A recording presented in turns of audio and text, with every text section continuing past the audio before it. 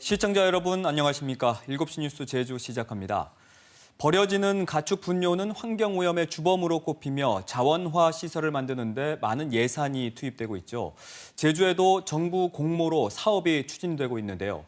약 100억 원의 국비와 지방비가 들어가는 이 사업에 자격 미달업체가 선정됐다는 의혹이 제기됐습니다. 탐사K 나종훈 기자입니다. 서부 중산간 지역 15,000여 제곱미터 부지에 추진되고 있는 가축분뇨 공동자원화 시설 사업.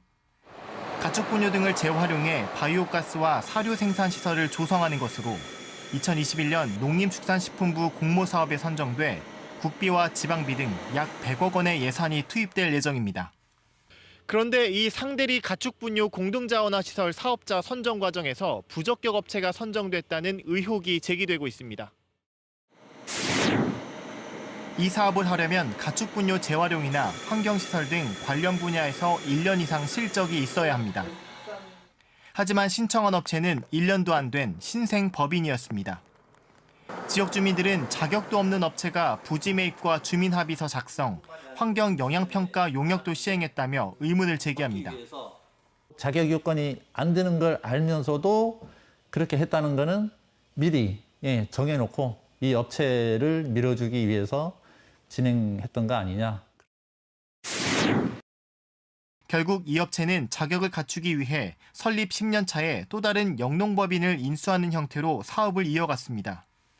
인수한 영농법인에게 사업 부지를 현물 출자하고 주민 합의 내용도 승계했던 겁니다. 하지만 인수한 영농법인 역시 관련 실적이 기준에 미달한다는 의혹이 나오고 있습니다. 제주시에 따르면 해당 영농법인이 외관상 가축분뇨 액비유통센터를 운영해왔지만 액비 살포 대상지 등록 기록이 없고 3개월가량의 가축분뇨 운반 인허가 기록만 있었습니다. 이에 대해 사업자는 당시 영농법인을 인수하며 개별 조합원의 실적이 있고 공모 당시 제주시 축산과의 추천을 받았다며 문제가 없다는 입장입니다. 저희들이 아마 응모할 때는 그 규정이 바뀌어서 엄면허가 있어야 된다라는 아마 규정이 달라붙었던 모양입니다. 개개인, 그 주주 지분을 갖고 있는 개개인들한테 직접 돈을 주고 저희들이 매입을 했습니다. 한편 2019년부터 2021년까지 축산 분야 감사를 진행한 제주도 감사위원회는 개별 조합원의 실적을 법인의 실적인 것처럼 자료를 제출한 법인은 보조사업 대상자가 될 수 없다며 관리감독을 소홀히 한 제주시 축산과에 경고 조치를 내리기도 했습니다. KBS 뉴스 나종훈입니다.